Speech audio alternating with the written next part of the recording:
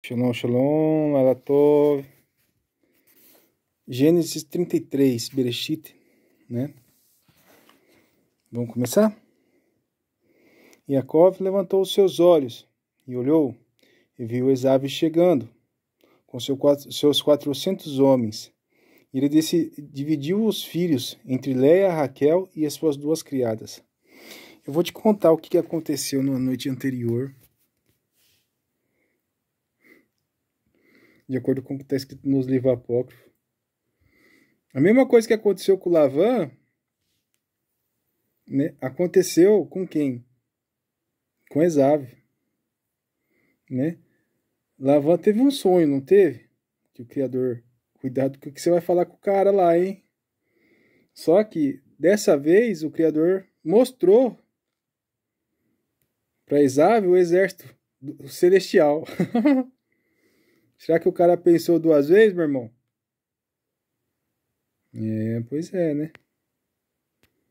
Deu meio errado, né, esse plano dele. Ele tava indo pra atacar mesmo, né? O irmão dele. E tomar tudo que ele tem. Aí o cara ficou mansinho, depois que ele viu o exército celestial descendo do céu. Ele, os filhos dele, né? Não sei se os filhos dele viu, mas ele viu, né? E aí, assim, não vou deixar ele quietinho. Fez bem, né? Sabedoria, né? Vamos lá, continuar.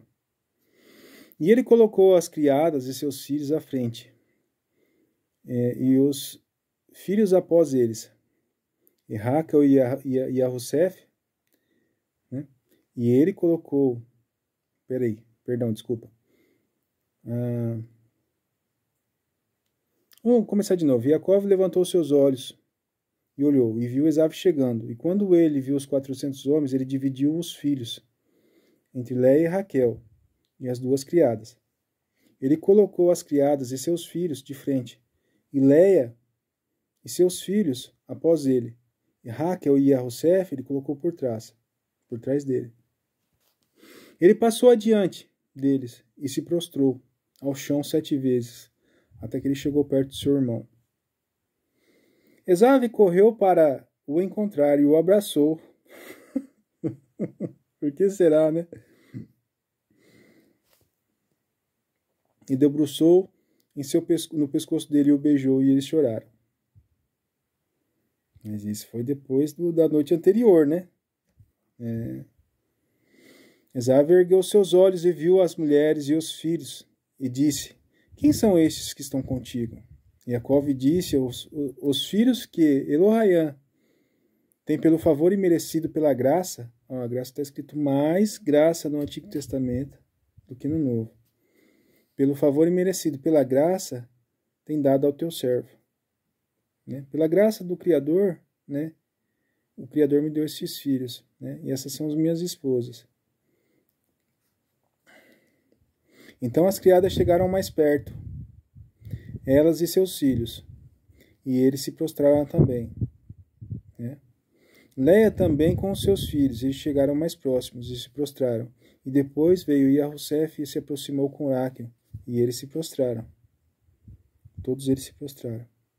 E ele disse: O que tu queres dizer por meio toda aquela caravana que eu encontrei?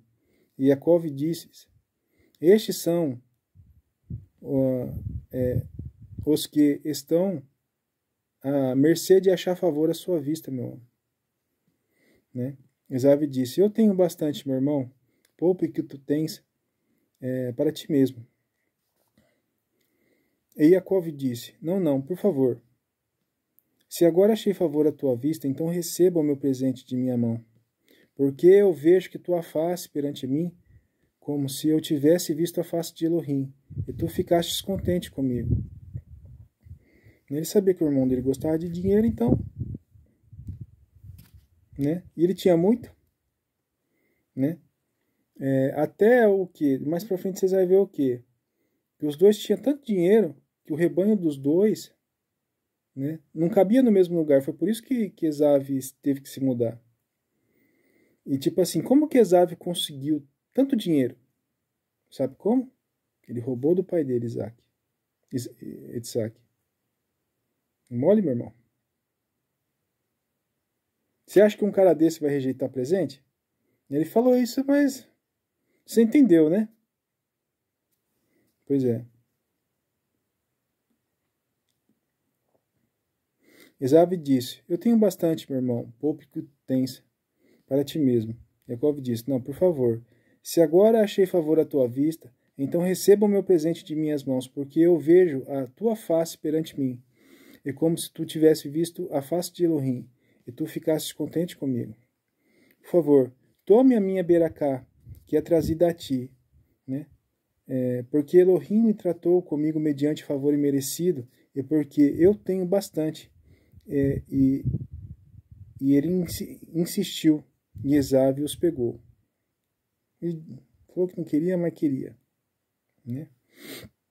E Esav disse: Vamos retornar nossa jornada.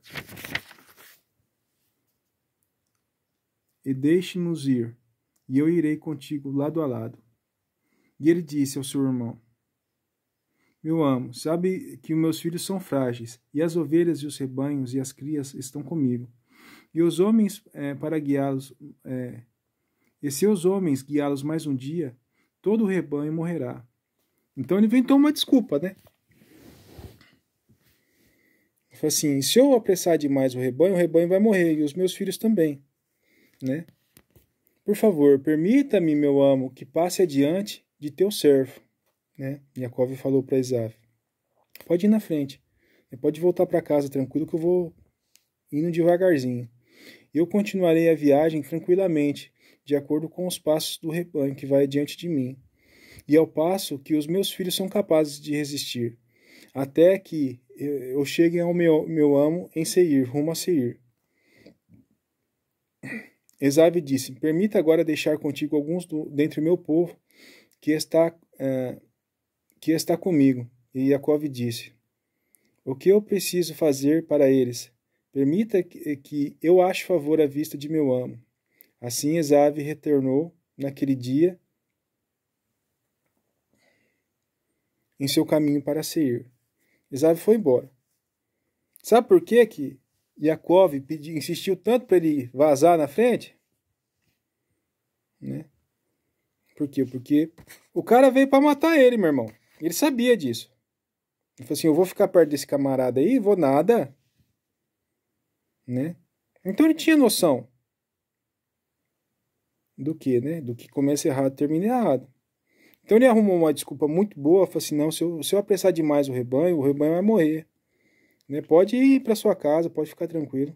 Né? Que eu vou devagarzinho aqui no meu tempo. Né? Eu vou indo conforme meus filhos aguentam. Né? E pode ficar tranquilo. E tipo assim, você vai ficar do lado de quem não presta? Né? Não dá. Né? Então assim, ele fez a melhor escolha possível. Por quê? Porque Esav, ele sabia o comportamento que o irmão dele tinha. Então, alguns dos problemas que Esav tinha poderia o quê? Cair em cima dele. Para evitar problema, né? Melhor você fica no seu canto, eu fico no meu e a gente segue nossa vida. Né? Esse é um homem muito problemático. E a gente viu lá no Novo Testamento, lá e no livro de Malaquias, né? Que tem a noiva falsa e a noiva verdadeira, não tem? Pois é. Né? No livro de Apocalipse fala a mesma coisa também, né? Pois é. Sempre vai ter a noiva falsa e a noiva verdadeira. Então, tipo assim, nunca se junte com quem quer te prejudicar. Ou alguém que quer te passar rasteira. Né? No caso ali, ele era o próprio sangue do irmão dele. Né? Eles eram sangue, da mesma carne, os mesmos ossos. Mas ainda assim, né? Eu falei assim, eu vou ficar perto dele pra quê, pô? Ele já me ameaçou de morte, né? E se eu chegar lá no destino onde que eu tô lá, né? Ele mudar de ideia de repente, né? Então, a melhor coisa que ele fez foi o quê? Foi seguir o caminho dele, deixar Esaú seguir o próprio, né?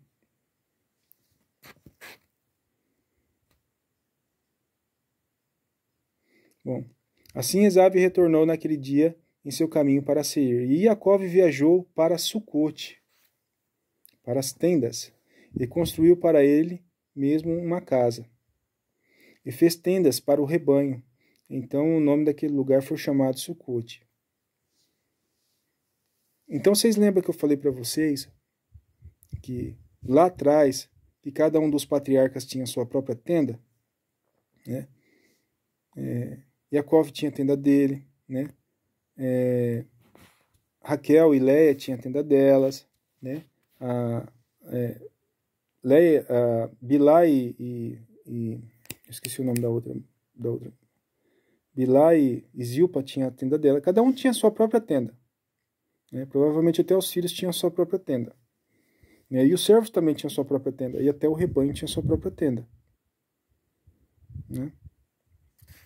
E Sucote, o que significa Sucote? Sucote significa tendas. Você lembra que no Novo Testamento fala que Paulo... Não, perdão. Não é no Novo Testamento, não. Mas o Mashiach, ele nasceu na festa do quê? Na festa de Sucote, que é comemorada 7 dias. E no 8º dia grande, provavelmente ele foi circuncidado. Eu já comentei isso com vocês, né? Então tinha a festa da tenda naquela época, né? Foi por isso que ele nasceu numa manjedoura. Por quê? Porque só tinha tenda. Todos os hotéis da cidade estavam cheios, né? Exatamente por quê? Por causa do motivo do quê? Por causa das festas das tendas. Essa é uma das 3 Hags que tem, né? Então todo mundo ia para Jerusalém para comemorar, né? E por causa das festas das barracas, ou festas das tendas, entende? Ou estava a caminho de ir para lá, né? E é isso. Quem vive debaixo de tendas é que segue Torá,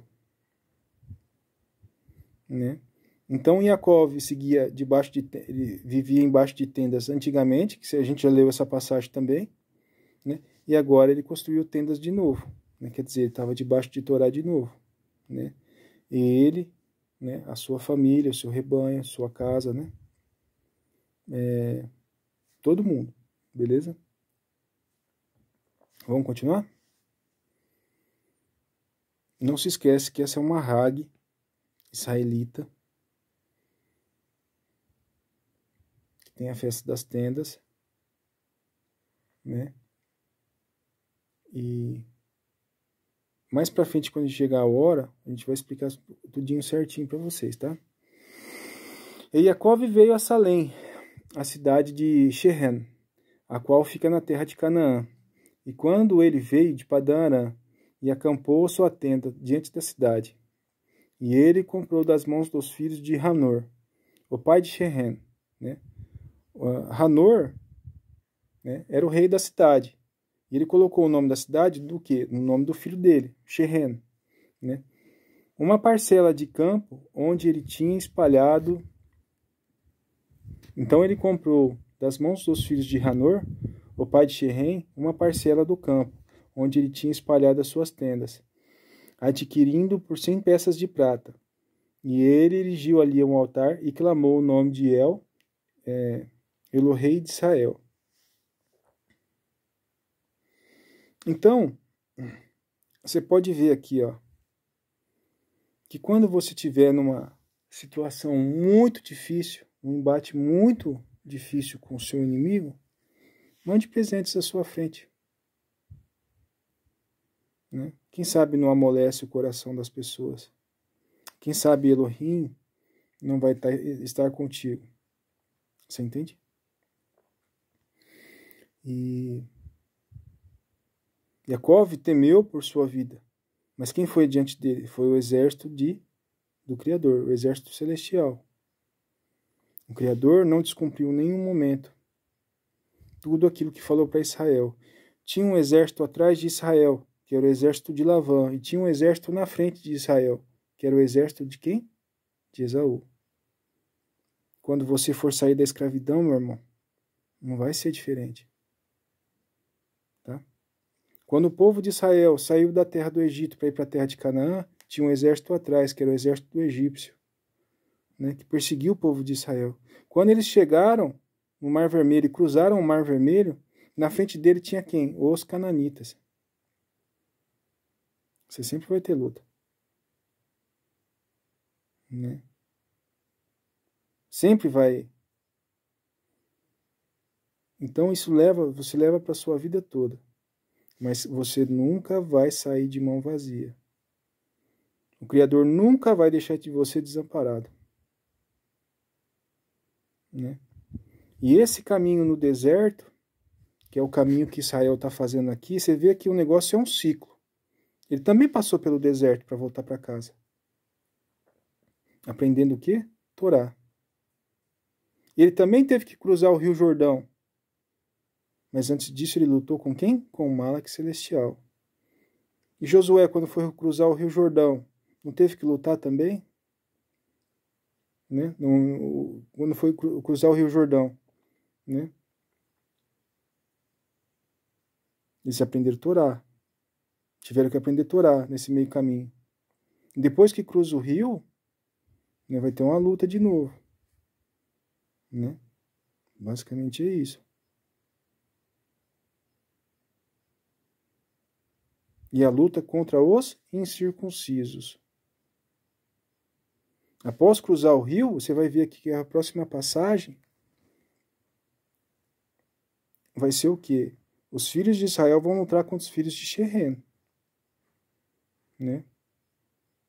E você, né, não vai ser diferente.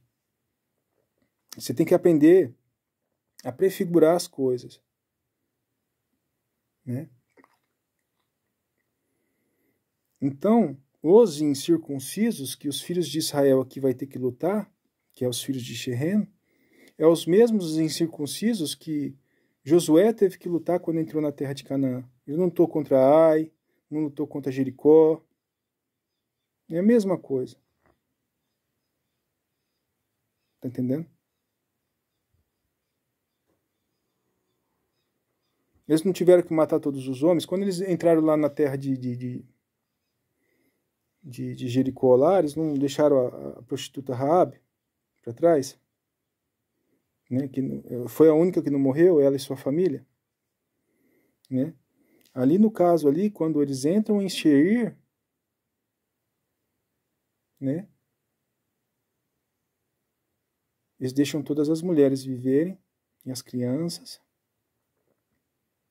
e os animais, né? Então, mais ou menos, é isso que está prefigurando, né? Quando Israel voltou da diáspora da Babilônia, estavam com o exército atrás e um exército na frente. Mesma coisa. Quando os judeus quiseram proclamar a independência de Israel em 1948, tinha um exército atrás e um na frente. O exército nazista atrás e o exército na frente, né, dos árabes. Eles fugiram lá da Europa, voltaram para Israel, né, já tinha ganhado a guerra. Aí declararam independência lá em Israel. No outro dia, guerra contra os árabes. Vai ser sempre assim, meu irmão. E quando as 10 tribos for voltar, vai ser diferente? Né? Vai voltar para onde, Hers? Né? De acordo com o que a gente está aprendendo, né? Jerusalém. De acordo com o que a gente está aprendendo ultimamente, né? Que a vinda do Mashiach foi em 70D.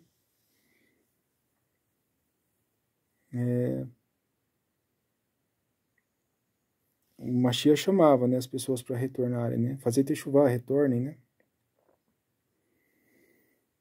Talvez algum dia a gente retorne ainda. Eu não sei muito bem sobre isso, mas é uma possibilidade. Mas vai ser no tempo do Criador, ele que vai chamar a gente para voltar, né? Para aquela terra que um dia se prostituiu, né? Que foi chamada de Sodoma e Gomorra, né? Pelos próprios profetas, né? No próprio livro de Apocalipse também, né? Mas isso é coisas mais pra frente, a gente explica mais pra frente esse trem aí pra vocês, quando a gente for chegando no Novo Testamento. Primeiro eu tô aprendendo também, eu não vou ficar falando muito sobre isso. Mas é sempre assim. Um exército na trás, outro na frente. E sempre quem vai estar com você, comigo e com todos nós, não deixando a gente de mão vazia, vai ser quem? Sempre o próprio Criador.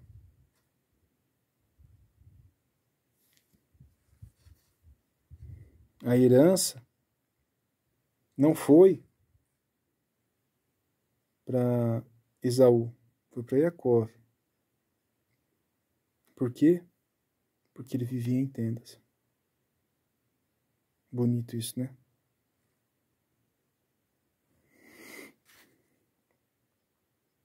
E ele erigiu um altar ali e chamou o nome Poderoso Elohai Israel, o poderoso de Israel. Né? Ele sempre erigia um altar e falava o nome do Criador. Bom, então é isso, a gente vai ficando por aqui. Shalom, shalom, lalatov, ou boker tov, ou erev tov, dependendo do horário que você está assistindo.